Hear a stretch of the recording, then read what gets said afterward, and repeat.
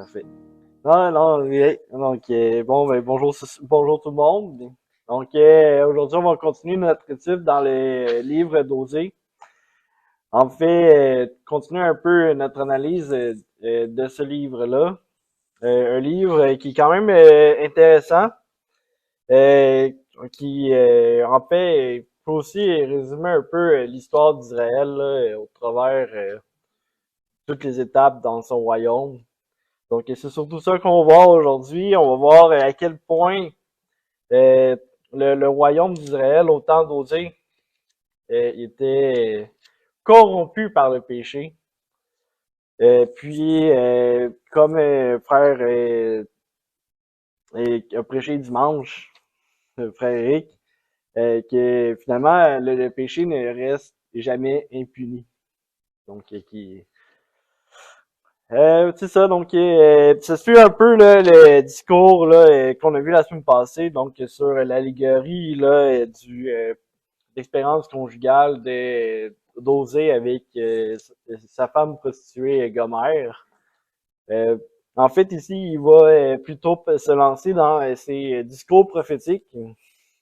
Et là, je dis discours prophétique, là, on s'entend les prophéties ou le discours d'Osée, quand on parle de discours prophétique, c'est pas nécessairement il annonce des choses plus tard, c'est prêcher, exhorter, vraiment ramener le peuple à Dieu. Donc, il n'y a pas d'oracle ici, là, qui nécessairement prophétie, juste annoncer le message que Dieu veut que le peuple entende. Donc, ici, les Tigos sont plutôt réprobateurs. Ils vont pas de main morte. C'est pas la première fois qu'on le voit.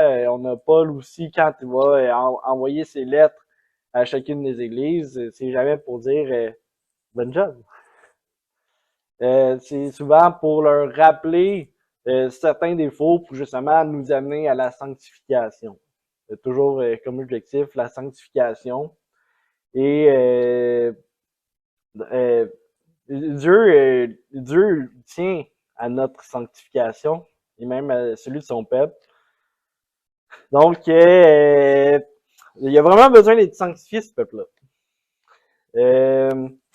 Vraiment, le péché a atteint toutes les strates de la société, du peuple jusqu'au roi. Donc, même le roi, donc on avait déjà vu un peu dans le contexte que j'avais présenté, le roi Jéroboam, qui lui a continué de monter des idoles là, partout dans le pays. Donc, on peut lire à partir, donc, euh, à partir du chapitre 4 dans Osée. Vous, les Israélites, écoutez la parole de Dieu que vous adresse l'Éternel. Car l'Éternel est en procès avec les habitants de ce pays. La vérité a disparu dans le pays.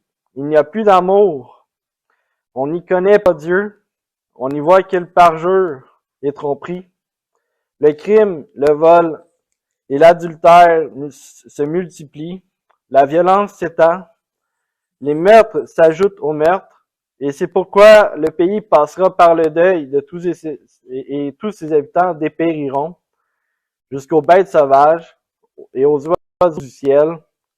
Les poissons de la mer disparaîtront aussi. Donc ici, là, dans ce bout de chapitre-là, on décrit vraiment les péchés du peuple en tant que tel. Donc les gens euh, dans la rue qui vivent leur vie au train-train quotidien, eh bien, leur pain et leur beurre, c'est le péché. Ils vont se mettre à en plein jour, puis ça, c'est à quel point le péché il est profond dans le cœur du peuple d'Israël. Donc, on voit tout ça. On continue. La prochaine section, versets 4 à 11. Donc, mais que nul ne conteste, que nul ne fasse de reproche, car c'est contre vous, prêtres, que je suis en procès. En plein jour, vous trébucherez. Les prophètes eux-mêmes trébucheront de nuit en votre compagnie, et je réduirai au silence Israël, votre mère. Oui, mon peuple périt faute de connaissance, parce que vous, les prêtres, vous avez rejeté la connaissance. Je vous rejetterai, et vous ne serez plus mes prêtres. Vous avez oublié la loi de votre Dieu. Moi aussi, en mon tour, j'oublierai vos enfants. Donc, il continue ici.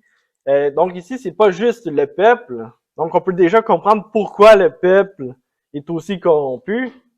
C'est que les gardiens de la loi de Dieu, ceux qui prêchent le peuple, les sacrificateurs, ceux qui, justement, ceux qui ont été élus pour montrer la voie de Dieu au peuple, eux aussi commettent les péchés les plus immondes. Donc, quand on t'enseigne à faire le péché, mais qu'est-ce que tu fais? Tu fais le péché toi aussi. Donc, même ceux qui gardaient la parole de Dieu, ben, qui avaient pour lesquels on les fait vivre pour garder la parole de Dieu, eux aussi s'y mettent de la partie, ils sont corrompus par le péché et, ça va vraiment pas bien. Donc, déjà, ça va pas bien, ça va pas encore très bien. On a même les responsables du peuple commettent des péchés. Donc, au chapitre 5, écoutez ceci, prêtres, et soyez attentifs, gens d'Israël, et vous aussi, gens de la cour du roi, car il vous incombait de rendre la justice, mais vous avez été à Mitzpah comme un piège, et sur le Tabor comme un filet tendu. À Chittim, vous avez creusé une fosse profonde, mais j'avais préparé une correction pour eux tous. Donc, même les rois, même les princes, les gens de la cour du roi ont des mauvaises mœurs, puis vont aussi, eux, commettre le péché. Euh, donc,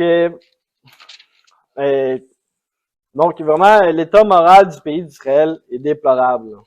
Donc, on peut encore une fois lire au chapitre 6, à partir du verset 7. Mais vous, tout comme Adam, vous avez transgressé l'alliance. Là, vous m'avez trahi.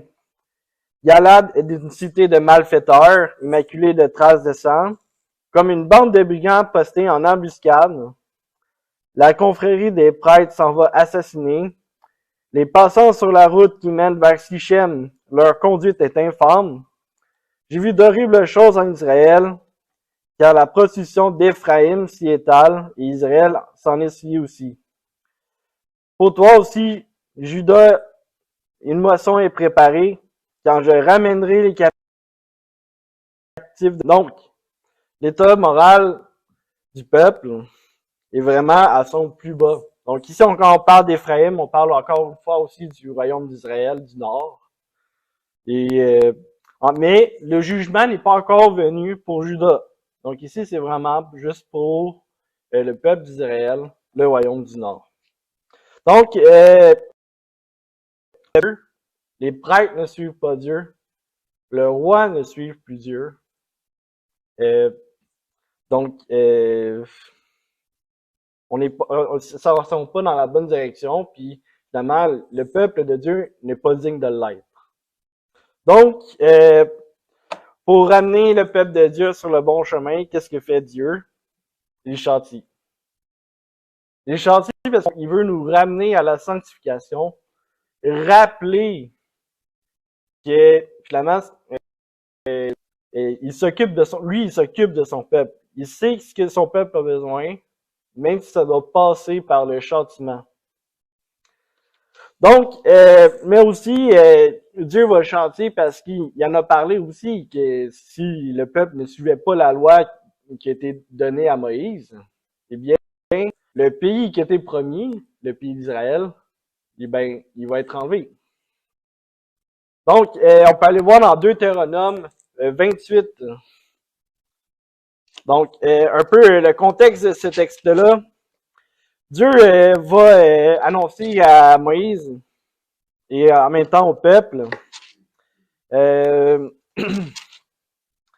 les conditions pour lesquelles le peuple donne le pays promis aux Israélites. Donc, les chapitres précédents discutent un peu là, des bénédictions que le peuple peut avoir, suit sa parole, suit les lois que Moïse a données.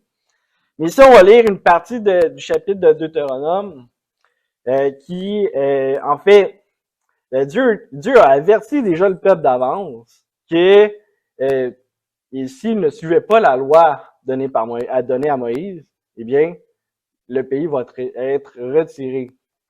Donc, à partir du verset 58, si vous ne veillez pas avec soin à appliquer toutes les paroles de cette loi consignées dans ce livre pour révérer celui qui est glorieux et redoutable, c'est-à-dire l'Éternel, votre Dieu, alors l'Éternel interviendra de façon prodigieuse pour vous frapper, vous et vos descendants, de plaies intenses et tenaces. Il vous infligera des maladies graves et persistantes. Il déchaînera contre vous toutes ces plaies d'Égypte que vous avez redoutées, et elles s'attacheront à vous. De plus, il vous enverra toutes sortes de maladies, de fléaux, qui ne sont pas mentionnés dans ce livre de la loi, jusqu'à ce que vous soyez exterminés.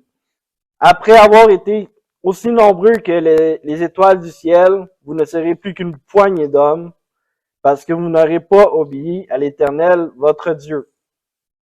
Donc Dieu est clair. Puis le peuple d'Israël est au courant de tout ça. Que s'ils ne vivent pas selon les lois de Dieu, eh bien le pays qui leur a été donné, la terre promise, qui a été conquise au temps de Josué, eh bien, elle va être retirée, tout simplement. Puis ça sera pas délicatement avec les petits gars blancs, non, on va vous éparpiller, on va vous exiler, on va vous enlever vos traditions et toutes vos façons de vivre. Et même, on va vous confondre avec les autres nations. Donc, dans le chapitre 9 de Osée,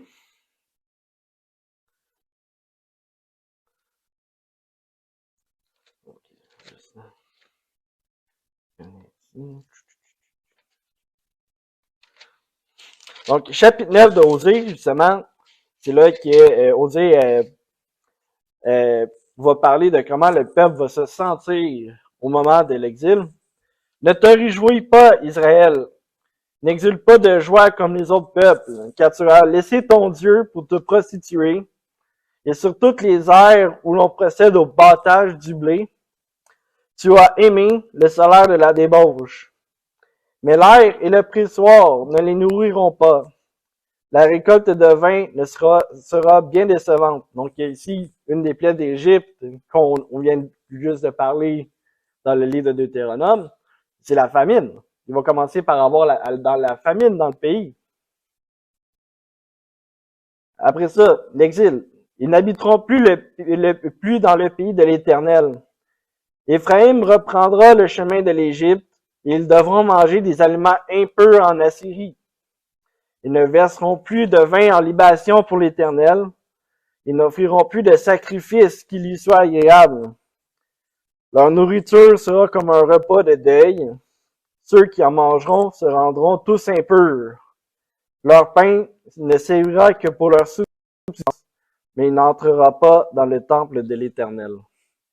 Donc, il va leur enlever le privilège de même de louer Dieu selon leur tradition, selon ce qu'ils connaissent en Israël. Donc, avec un temple, avec des sacrificateurs, et ils vont devoir louer l'Éternel d'une autre façon, mais selon la façon que Dieu veut. Il veut connaître son peuple, avoir une relation personnelle avec eux. Donc, c'est de cette façon-là qu'ils vont louer l'Éternel, et c'est de cette façon-là nous, on vit aussi aujourd'hui. Donc, vraiment, C'est vraiment le temps de Dieu d'enlever le pays au royaume d'Israël. C'est simple. Une partie aussi du chapitre 10, donc à partir du verset 6, lui aussi, il sera emporté bientôt en Assyrie. Il sera offert au roi batailleur, et Éphraïm récoltera la honte. Israël rougira de ses desseins. Samarie est détruite, son roi est comme une brindille emportée par les eaux. Les hauts lieux criminels où péchait Israël seront détruits. Les chardons et les ronces croîtront sur leurs autels. Alors ils diront aux montagnes, recouvrez-vous, et aux collines, tombez sur nous. Donc c'est vraiment la destruction totale du pays. Et dans le fond, c'est une bonne chose pour Dieu, parce qu'il va purifier finalement sa terre qu'il a promise au pays d'Israël en utilisant les autres nations. Finalement, quand ils vont retourner après l'exil en Israël, mais ces hauts lieux-là n'existeront plus. Donc, ils vont pouvoir reconstruire sur de meilleures bases. Donc, en fait, Osée, le but de son discours ici, c'est vraiment de dire aux Israélites, au royaume d'Israël, qu'il est pécheur, Dieu n'a plus de patience, il va leur enlever le pays, mais en même temps, il va aussi leur rappeler que c'est pas nécessairement juste à cause de la génération actuelle, mais que ça a toujours été de cette façon-là. Donc, Osée au chapitre 12, donc, la première chose qu'il va leur rappeler, c'est que même avant qu'Israël soit créé, la famille était déjà pécheresse. Donc, Osée va rappeler l'histoire de Jacob. Donc, au verset 3, chapitre 12, verset 3. Donc, contre Judas, l'Éternel intente un procès. Il va châtier Jacob pour sa conduite. Il le rétribuera selon ses actes. Dans le sein de sa mère, il supplanta son frère. Et dans son âge mûr, il lutta avec Dieu. Donc, l'histoire qu'on parle ici se retrouve en Genèse chapitre 27. On s'appellera que Jacob et Ésaü étant jumeaux. Ésaü est sorti en premier du ventre de la mère de Jacob. Mais Jacob va enlever le droit d'aînesse à Ésaü. Donc c'est cette faute-là que Dieu ici intente un procès. C'est que finalement, il a réussi à avoir le droit d'aînesse par le mensonge. Donc, c'est un premier exemple que la famille d'Israël est pécheresse de ses balbutiements. Un autre exemple, c'est le peuple qui se rebelle dans le désert. Donc, Osée va le rappeler au chapitre 13. Dès qu'Éphraïm parlait, tous étaient terrifiés. Il portait la terreur en Israël. Il s'est rendu coupable en adorant Baal.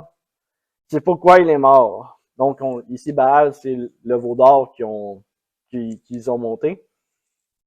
Ouais, je vous ai raconté l'histoire la semaine passée. Et maintenant, voilà ces gens qui pêchent davantage, faisant leur argent, des idoles fondues, des statues ciselées, des ouvrages d'artisans que tout cela. Et pourtant, il leur parle et ceux qui sacrifient des hommes font des baisers au veau. C'est pourquoi ils seront semblables aux nuées matinales et à la rosée de l'aube qui bientôt se dissipe.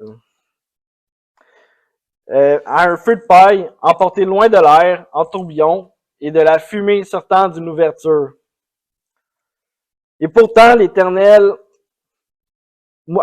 moi, l'Éternel, je suis ton Dieu depuis l'Égypte, et en dehors de moi, tu ne connais pas d'autre Dieu.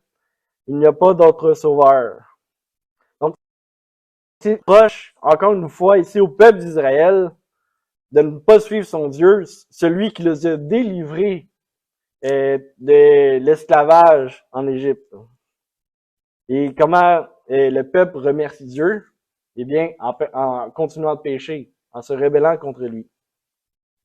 Il va aussi rappeler une autre fois où le peuple d'Israël s'est rébellé. C'est lorsqu'il nomme Saül comme roi de Juda. Donc, au verset 9 et 11. Israël, te voilà détruit. Qui te viendra en aide? Où est-il à présent votre roi? Où est-il? Qu'il vienne vous sauver dans toutes vos cités. Où sont-ils à présent vos magistrats auxquels vous demandez? Donnez-nous donc un roi et des ministres.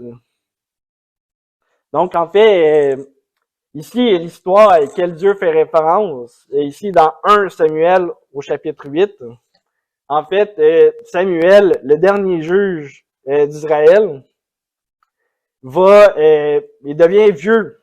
Et c'est lui qui s'occupait de gérer le pays, s'assurer que tout fonctionne. Ouais. Puis là, il s'en vient vieux, puis le peuple, Samuel consulte Dieu pour savoir à qui il doit remettre les mains du pouvoir au peuple.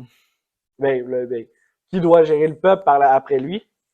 Eh bien, Dieu a dit, écoute le peuple et fais exactement ce que le peuple dit. Et finalement, le peuple, au lieu de laisser le Dieu diriger le pays, eh bien, a demandé d'avoir un roi. Et ils ont nommé Saül roi d'Israël. Donc, encore une fois, le cœur rebelle d'Israël ne voulait pas de Dieu, mais Dieu voulait du peuple d'Israël. Donc, Dieu a usé son pardon de plusieurs fois. Le peuple n'a pas appris de ses leçons, de son histoire. Alors Dieu va juste s'occuper que, ben, finalement, ils n'en sont plus un pays. Il va démembrer le pays, le donner aux nations et exiler son peuple parmi les autres nations. Donc, pourtant, Dieu aura tout fait pour garder son peuple vers lui. On peut voir ça au chapitre 6 d'Osée, versets 4 et 6. 4 à 6. Donc, la réponse de Dieu envers les péchés d'Israël. Traiterai-je, toi, Éphraïm, et toi, Juda, comment te traiterai-je? Votre amour pour moi est semblable aux nuées matinales, à la rosée de l'aube qui se dissipe vite. C'est pourquoi je vous ai frappé par les prophètes. Je vous ai massacré par mes paroles et le jour m'éclaire. Car je prends plaisir à l'amour bien plus qu'au sacrifice, à la connaissance de Dieu bien plus qu'aux holocaustes. Donc ici, Dieu a fait tout ce qui était en son pouvoir, a envoyé les prophètes pour ramener le peuple d'Israël vers lui. Et finalement, le peuple, les prêtres et les rois ont fait la sourde oreille. C'est pour ça que Dieu punit, et c'est par amour qu'il le fait. Et au prochain message, celui que je vais faire dans 2 semaines, eh bien, on va voir finalement la compassion que Dieu a envers son peuple exprimée dans le livre d'Osée.